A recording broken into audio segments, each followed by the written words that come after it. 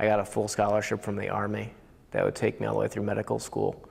And even though I did want to go to medical school, I wanted to study art, I had to declare myself a biology major. So I started off as pretending that I was going to be a biological illustrator and double majoring so the Army would pay for my art education.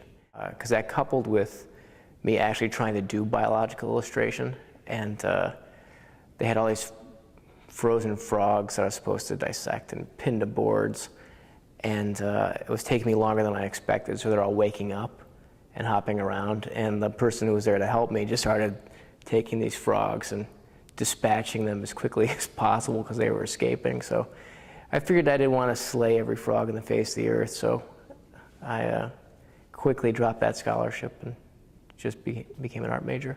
I started first with sculpture, actually, and I made a few different sculptures. It was a hobby of mine. My brother was a welder and auto mechanic. He had a shop. Started making some sculptures, then I started making some furniture. I'd see some things out and about, and I'm like, that's easy enough to make. And it was just, now it's my business for 15 years, and it was just a hobby that got out of hand. Well, my mom sent me to like art museum classes for a while, and then like in junior high I was having problems with teachers and stuff, and I had to repeat 8th grade, and one of my teachers was like, you know, you're really good at drawing, maybe you should go to the art school downtown.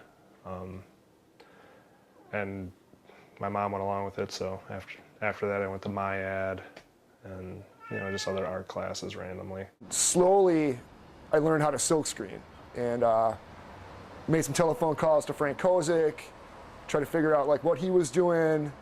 I would reverse engineer Coop posters to see like how Coop got the colors that he got, because the beauty of a silkscreen is you can see how all the colors lay. You can see, okay, that was where he put down red, and then he got that green by overlapping yellow with the blue, and blah blah blah, you know. And I pretty much taught myself how to silkscreen with, you know, a couple of choice phone calls to good artists. And oh yeah, the Butthole Surfers was actually my very first color silkscreen poster for the Butthole Surfers and the Reverend Horton Heat, and I don't even have any copies of that anymore at all. But that was a poster that I put up on Brady Street, the black and white version, and I worked one side, back when you could actually put posters on poles. Worked one side of Brady Street. When I worked the other side of Brady Street, everything was taken down on the other side of the street. And that's like, all right, I know that's a hit. So that's a pretty good indication. And I just never turned back. Just kept on doing it. Obviously, Jim Henson and the Muppets influenced my work. And like watching old Looney Tunes cartoons with my dad and like Marx Brothers movies. I don't know. I never really had art influences until I went to college. It was, or what I thought were art influences. But in reality, everything I saw as a kid was what influenced me, like comic books and cartoons and stuff like that. With stuff I do now, especially like the further along I go with my work, like if I'm doing stuff for kids, I don't dumb it down. I mean, kids are usually smarter than grown-ups anyways. But I try and look at stuff like, would this entertain me, and would it entertain a 3-year-old? And if it would, I think then I'll like put it up on a wall or submit it to someone. But I don't know. I don't want to patronize either of those two audiences. It's a struggle. You know, it's a struggle. And I think what always makes me most curious is it wouldn't be as much of a struggle if more people really honestly found it to be worthy. The average citizen should buy as many original pieces of artwork as they have bought televisions, you know, in their lives. I mean, think about that. They throw the TVs away, but if people start buying artwork, that artwork hangs on the wall and will always be there.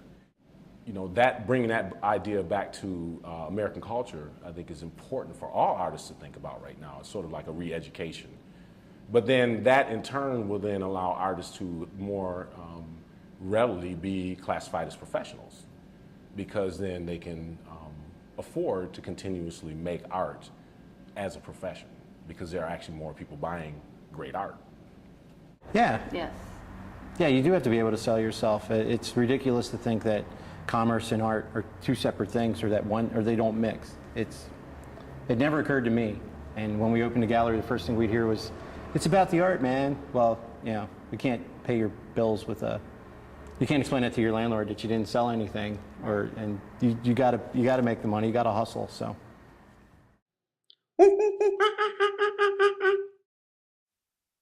Hooray!